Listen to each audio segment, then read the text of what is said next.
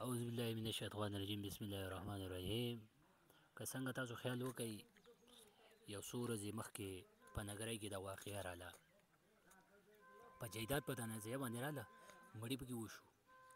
اخر دا څه مسله ده دلته چې زمونږ په ریډار کې مسله راله، په جیدات باندې مړي پکې وشو، په برابرول کې مسله راله، په دیر کې مړي پکې وشو، د دغې له مخکې په تالاش کې مسله راله، مړي پکې وشو، پای کې دوه شو. دا بله مسله راله.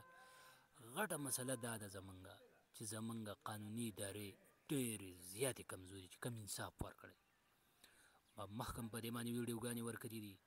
بیا هم دا خبره کوم، د انصاف په دې قانون باندې د علما کښېنئ، که ټیک ټاک دا ملک نه جو بیا وایه چې به یې سزا ته واوروه. هغه شي ته دو جوړېږي نه. مخکې ورځو کې عدالت عمران خان وغوښتو چې ښه عدالت عمران خان وغوښتو که نه عمران خان څه وکړي؟ عمران خان دا کولی شي، ښه هغه به یې راولي، نن به یې سبا راولي، ځه عدالت ته به یې را مخامخ کړي، خو سزا به څوک ورکوي؟ بیا سزا به بیا ورکړی شي. موږ ته پته نه ده سزا یې څوک هم نشي ورکولی. ښه د دې له مخکې که تاسو بله ورځ وګورئ رانا شمیم دغه چې راغی که نه، دا خلف بیاني چې راله، عدالت جج پاتې شوی دی، ټیک شو، یو غورمه شروع شو، عدالت نوټس جاري کړو په ټولو خلکو پسې، توهین عدالت. چېرې به د عدالت له خلکو شک په چا رانشي، چېرې په عدالت باندې د چا بیا یقین نه وي چې یاره انصاف نه ورکوي. په عدالت باندې یقین نه اوسه پورې چا کړی دی، د پاکستان په عدالت باندې.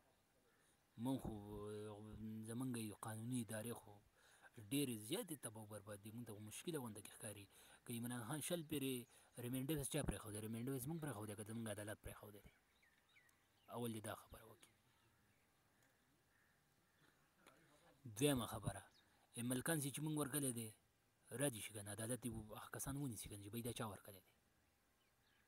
ډاکټر عافیه چې چا ورکړی دی راضي شي که نه، هغه دې ووایي که نه چې یاره دا چا ورکړی دی.